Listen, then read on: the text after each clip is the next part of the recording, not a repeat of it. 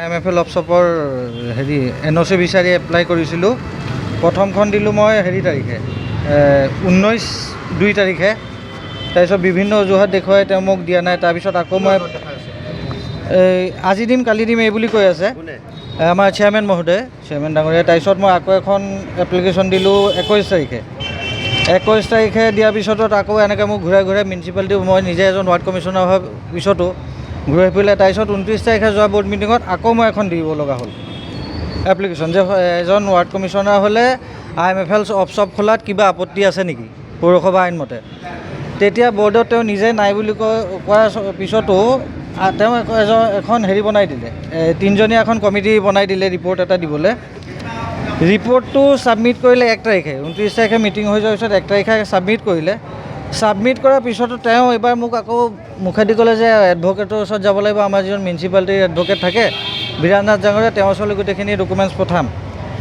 কিন্তু মই খবৰ পোৱা মতে মই সেইখনটো নপঠালেই, তেওঁ ওলটাই মই যিখন দিলোঁ যে আজি প্ৰতি যদি মই নাপাওঁ আপোনাৰ অফিচৰ সন্মুখত বহি মই প্ৰতিবাদ সাব্যস্ত কৰিম, সেই কাগজখনহে দিলে। আৰু যোৱাকালি 4টা বজাত মই দিম বুলি কোৱাৰ পিছতো আজিলৈকে এই মুহূৰ্তলৈকে পাবলৈ সক্ষম নহ'লোঁ তেওঁৰ পৰা।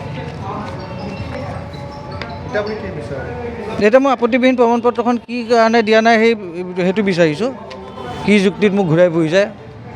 আৰু মই নিজে পৌৰসভাৰ এজন ৱাৰ্ড কমিশ্যনাৰ হোৱাৰ পাছত জেনেৰেল মানুহতো আৰু অসুবিধা হ'ব। মই তেওঁক লগ পাবলৈ সক্ষম হোৱা নাই যোৱা এইকেইদিন ধৰি, অকল বৰ্ডৰ মিটিঙৰ দিনাখনহে তেওঁক লগ পাইছোঁ। খুবেই কম, আপোনালোকে সুধিলে গমেই পাব। মই জনামতে এজন পৌৰপতি হ'লে দিনত 8 ঘণ্টা কাম কৰিলেও বহুত কম, সেই ক্ষেত্ৰতো খুব বেছি 2 ঘণ্টা 1 ঘণ্টা কেতিয়াবা নাহে, যোৱাকালিতো নাহিলেই। আপোনালোকে খবৰ কৰিলে গমেই পাব। মেক্সিমাম ফাইল তেওঁ অফিচৰ ঘৰত গৈহে চহী কৰে। তাৰমানে যিবিলাক পৌৰসভাৰ অফিচত ফাইলখিনি আহে সেইখিনি গৈ পেলাই ঘৰলৈ লৈ পেলাই অফিচৰ কাম সম্পূৰ্ণ ঘৰত কৰে। সম্পূৰ্ণ নহয়, ইয়াতো কৰে, হ'লেও বহু ক্ষেত্ৰত দেখিছোঁ যে তেওঁ ঘৰলৈ ফাইল যায়, তাতে চহী কৰে। ঘৰত চহী কৰে? হয়, ইয়াতো কৰে ঘৰতো কৰে, কিন্তু বহুতখিনি ফাইল তাতে ঘৰলৈকে যায়। মানে বেছিখিনি ফাইল ঘৰলৈ? হয়। ইয়াত মানে চহী নকৰে? ইয়াত কৰে, নকৰে বুলি কোৱা নাই, হ'লেও ঘৰতো বহুতখিনি ফাইল চহী কৰে তেওঁ।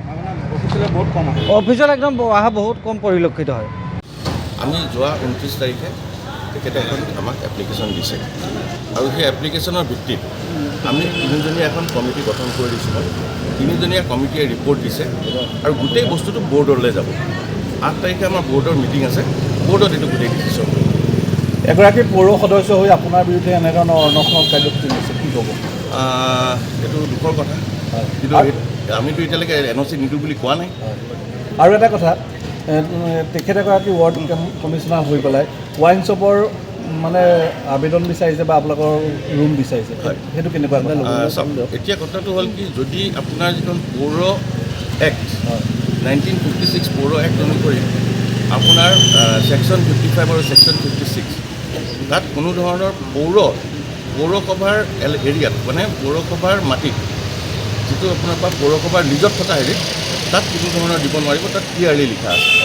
আৰু পৌৰ সদস্যই এনেকৈ এপ্লিকেশ্যন কৰিব পাৰে নেকি? পৌৰ সদস্য এপ্লিকেশ্যন কৰিব পাৰে, ব্যৱসায়ৰ কাৰণে এপ্লিকেশ্যন কৰিব পাৰে, কিন্তু পৌৰ মাটিত সেইকাৰণে আমি গোটেই বস্তুটো বৰ্ডলৈ ঠেলি দিছোঁ। আমি গোটেই বৰ্ডৰ যিটো ডিচিশ্যন হ'ব সেইটো ডিচিশ্যন হ'ব, আৰু 8 তাৰিখে আমি বৰ্ড মিটিং দিছোঁ সেইটো কাৰণে, গতিকে বৰ্ডত সেইটো ডিচিশ্যনটো হ'ব। কামখিনি ভালকৈ চলাব পৰা নাই, আপুনি যেনেকৈ মৰাবলী পাৰ্কিং